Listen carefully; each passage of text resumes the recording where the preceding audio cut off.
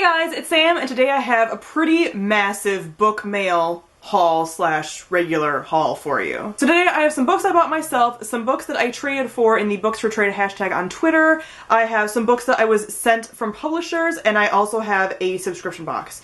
So it's a very full day, and I'm gonna have a lot to show you. If you guys are all concerned about what things I was sent, if I was sponsored for anything ever in my videos, then everything is linked down below in the disclaimer, and I'm very, very clear about that, like what I was sent from who, if I was, etc, etc, and I will also be telling you before I show certain things, so if that is a thing that you want to know and you're very hyper aware of, I always tell you because I got your back. I'm always honest with my BBs. I'm going to start with some things that I bought, and these were graphic novels. I picked them up when I was in Boston for Boston Teen Author Fest because a group of us went to a comic book store called Kamikaze, and it was a ton of fun, and I knew I had to pick up some stuff because I couldn't pick up anything at Boston Teen Author Fest because the books I wanted sold out before I got to the table, which was really upsetting, so my budget that I'd kind of reserved for buying books there, I bought graphic novels with, because it'd been a while.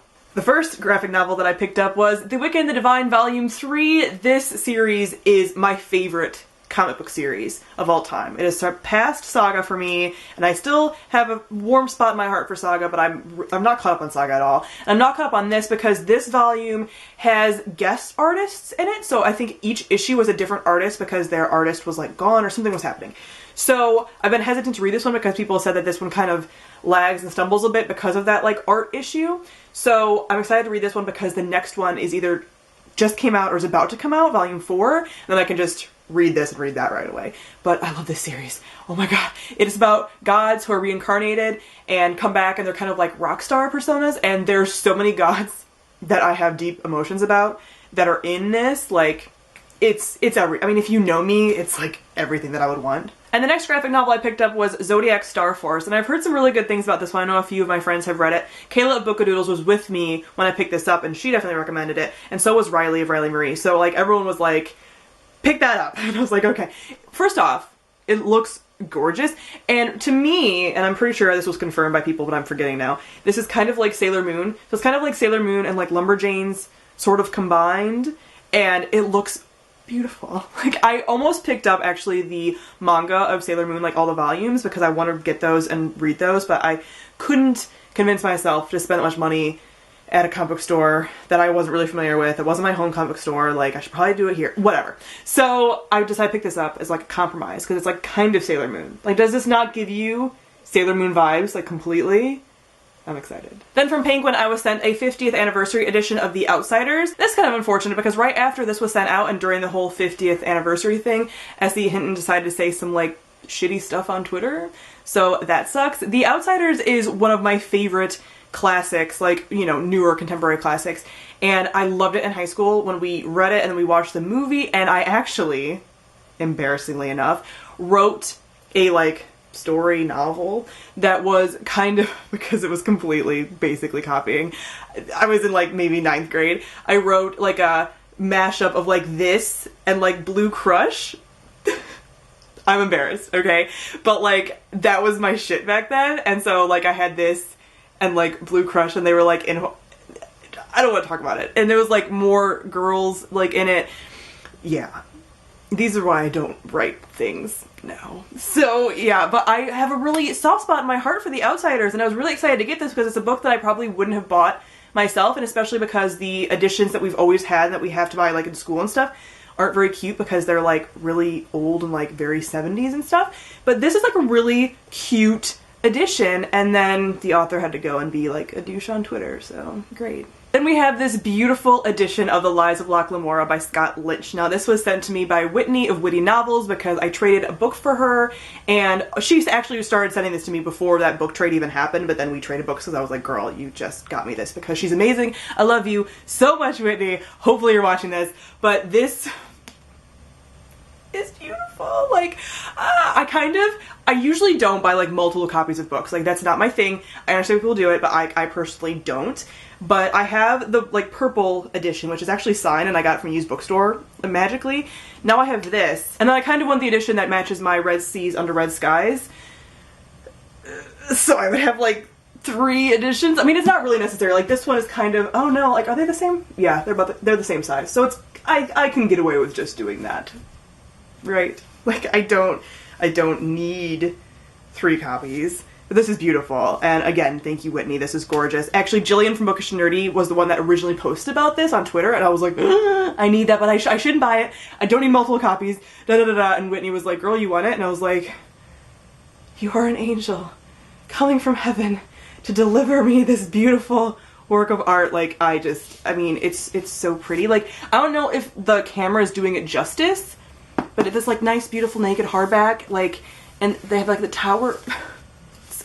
Now I have some books that I was sent from publishers. Now this portion of the video is sponsored by Simon & Schuster, and they sent me The Diabolic by S.J. Kincaid. Now this book comes out on November 1st, and it is about Nemesis, who is a humanoid teenager that is supposed to be a bodyguard for the senator's daughter. So Nemesis is made to protect Sidonia. She would give her life for her, and she would also kill anyone for her. Now one day the Emperor discovers that Sidonia's father is involved in a rebellion, and so he summons Sidonia to become a hostage for him. So the only way that Nemesis can protect her is to impersonate her at this court. So Nemesis has to go to court and discover pieces of her humanity and just survive in this very political world. When she's used to just being kind of a killing machine and a protector, now she has to go and discover how to be a person, and everything takes off from there. You guys know how I feel about political intrigue in fantasy books, and this is one with a sci-fi spin on it, so I'm interested to see what I feel about this one. Now moving on to this giant box that I got from Tor. As I mentioned before, Tor is one of my favorite publishers. They publish science fiction and fantasy, and some of my absolute favorites come from them. So they contacted me and asked me if I wanted to receive their fall box for science fiction and fantasy and their releases that are coming out, and I was like, absolutely! This arrived at my door actually a couple weeks ago, and I've just been waiting to unbox it for this video. I've just been staring at it because it's so pretty. What wondrous things do you have inside? So the first thing I'm seeing is High Stakes, a Wild Cards novel, and this is a Mosaic novel, which is edited by George R. Martin and Melinda M. Snodgrass. So this is a signed copy, and it's signed by all the authors in there. So I'm gathering from this that this is, since it's a Mosaic novel, that all the authors contribute a little bit, so it's kind of like an anthology, but in like a novel form, which is a super cool idea. So this is following the aftermath of World War II, and an alien virus endows some people with superpowers. The people who took on superhuman mental and physical capabilities became aces, so kind of like the superheroes, and others were termed jokers because they were kind of cursed with physical and mental disabilities. The kind of tagline is, some turn their talents to the service of humanity, others use their powers for evil. Wild cards is their story. This sounds like so much fun. Like, look at how classically sci-fi this is. Like, I mean, that looks kind of like a Cthulhu-esque kind of character. I mean, yes, this looks like a ton of fun. And the whole Mosaic novel concept sounds very interesting. Like, I've obviously read books by pairs of authors, by an author team, or like anthologies, but a Mosaic novel is a new thing to me, so that sounds really cool. Now the next thing that I'm seeing is Invisible Planets, an anthology of contemporary Chinese SF in translation. Now this is edited and translated by Ken Liu, and he is a translator that did The Three-Body Problem, which I have yet to read, but I've heard amazing things about.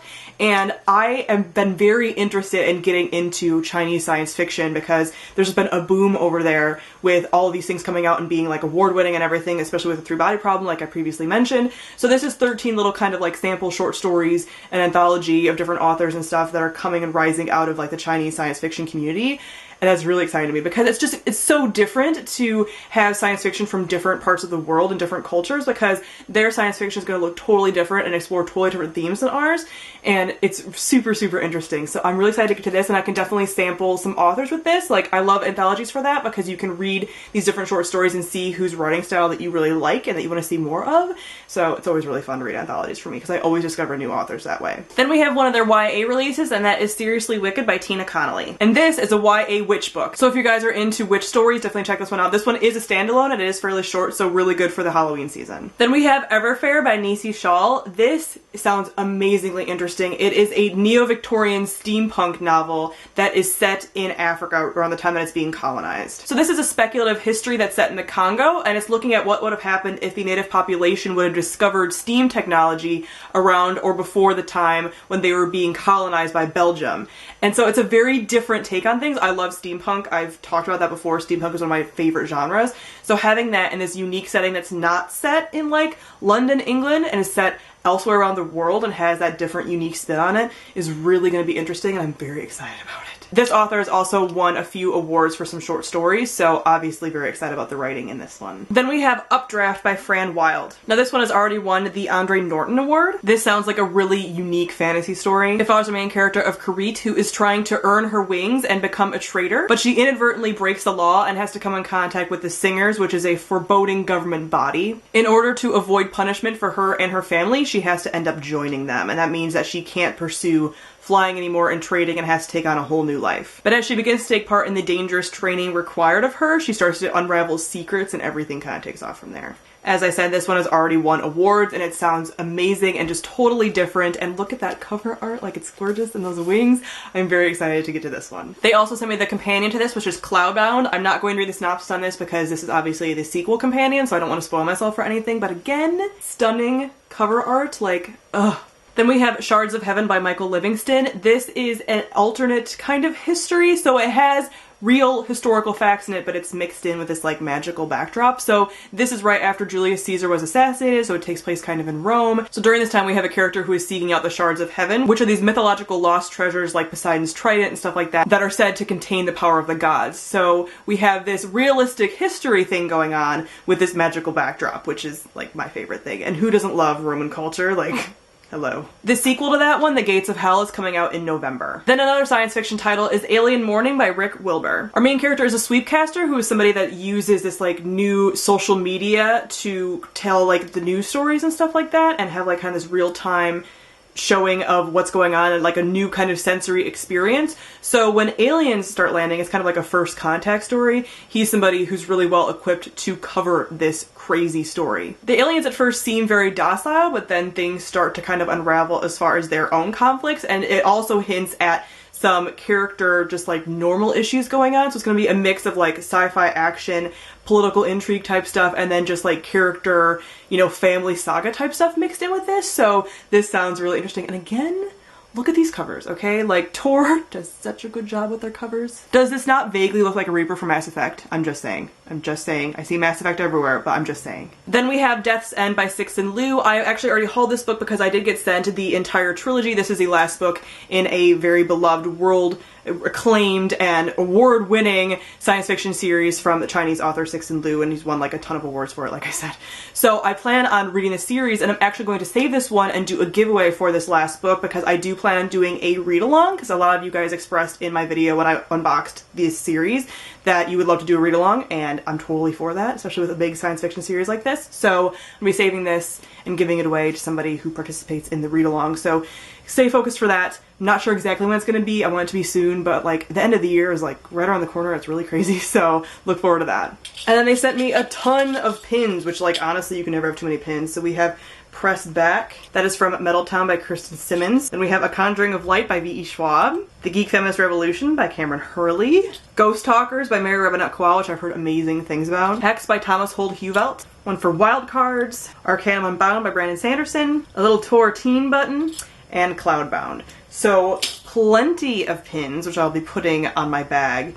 I have a lot of pins I have to add to my bag anyway, so good opportunity to do so. So thank you so much again to Tor for sending the fall releases my way. And last but certainly not least, I was sent the September Ferry Loop box. Now I would have loved to include this in last month's unboxing, but I always get UK boxes a lot later because obviously the shipping time and stuff, and boxes tend to come at the end of the month, so I got this about halfway into October, which is why I saved it for this month's unboxing, but obviously very excited about this. Here's what the box looks like when you open it, and this month's theme is magic and mayhem.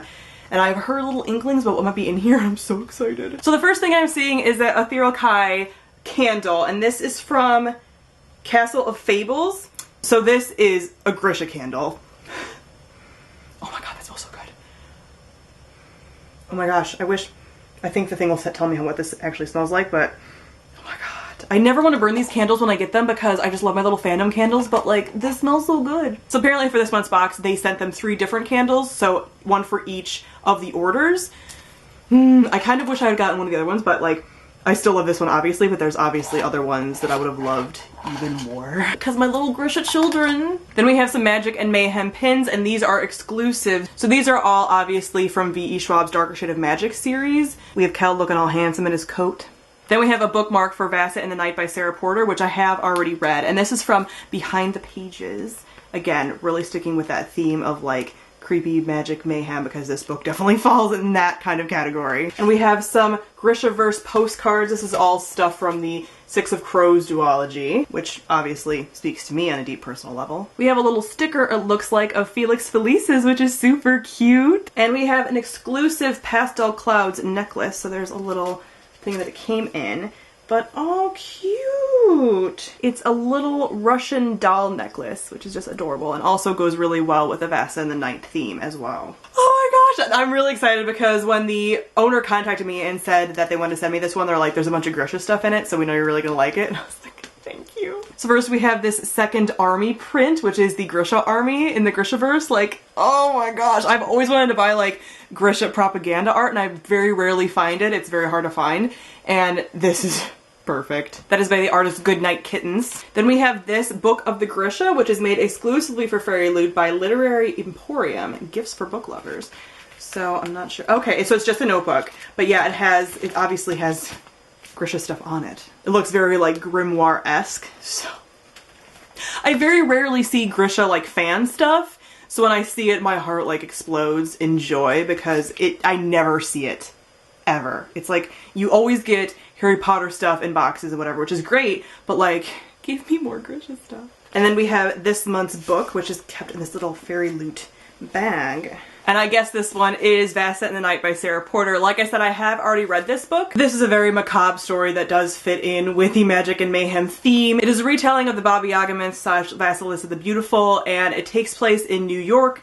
And there is nighttime constantly happening, and there's this character named Babs who runs this really weird convenience store that dances on chicken legs and has all this weird stuff happen, and she cuts off the heads of shoplifters, which is basically anybody that goes in her store, and all this weird stuff happens. And the main character of Vasa gets kind of wrangled in to working at her store, and it's bizarre and weird, borderline gross sometimes, but like macabre is the perfect descriptor for this book because it's so weird, but it definitely fits the whole like theme super well. Again, all information for Ferry Loot and how to get a box of your own and everything will be linked down below. So that is it for my book mail haul for October. Comment down below and let me know if you guys have read any of these books and what you thought of them.